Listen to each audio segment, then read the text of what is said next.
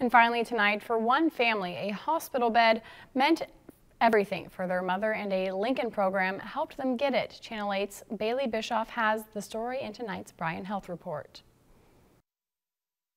Joanne Lyons' husband spent his last days in this hospital bed. He died in May 2016 after battling pancreatic cancer. But after he passed, Joanne kept the bed. She just couldn't give it up. I just held on to it because that was where I would go each night. The last thing I would do at night would be to pat his head and give him a kiss. Fast forward to early December, months after her husband's passing. Joanne says one day she walked by the bed and knew it was time to let go. Started calling all over the place, you know, Salvation Army, Goodwill, Catholic Social Services, different charitable organizations, but no one wanted it.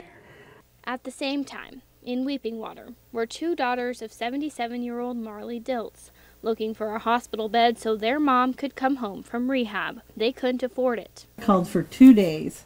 Everybody. I went through the phone book. We just wanted a hospital bed because there's no way we could bring her home. Annette and her sister Vicki were desperate for help, and Joanne was running out of places to call. But within weeks of each other, both stumbled onto Galen Burnett's phone number.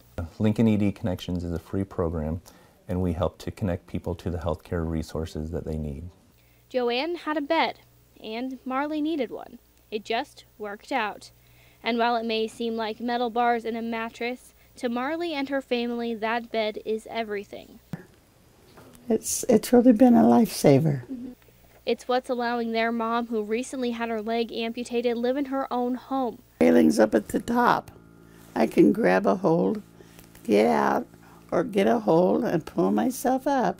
That way it's not so much hard work on them. Marley has 8 kids. She raised them all alone, working 3 jobs. We never really had anybody but her. They knew they had to repay her for that and couldn't bear the thought of putting her in a nursing home. She needs to be home.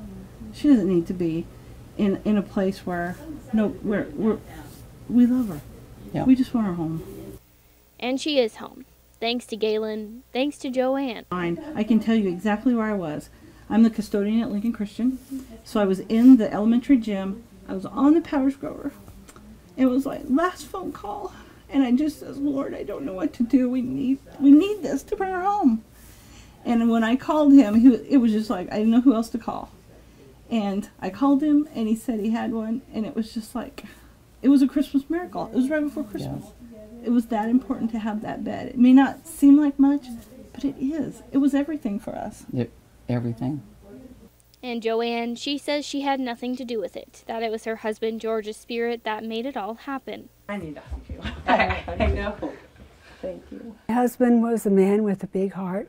If somebody needed something, no matter what it was, and he could provide it, they had it. Meant to be, yes, definitely, and right now.